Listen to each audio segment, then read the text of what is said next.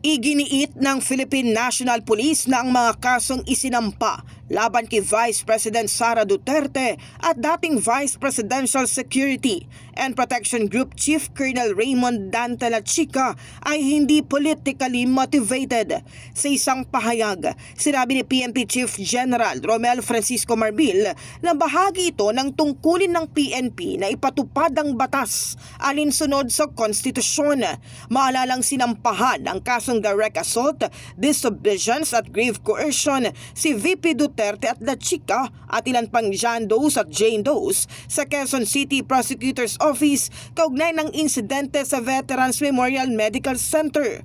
Binigang diin ni General Marbil na nananatili ang PNP sa mandato nitong magpatupad ng batas nang walang kinikilingan anuman ang estado o katayuan ng sinuman sa politika.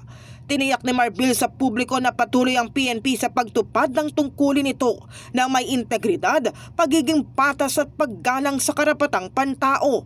Hinimok din niya ang publiko na patuloy na magtiwala sa PNP at makipagtulungan upang matiyak na ang katarungan at rule of law ay mananaig sa bansa.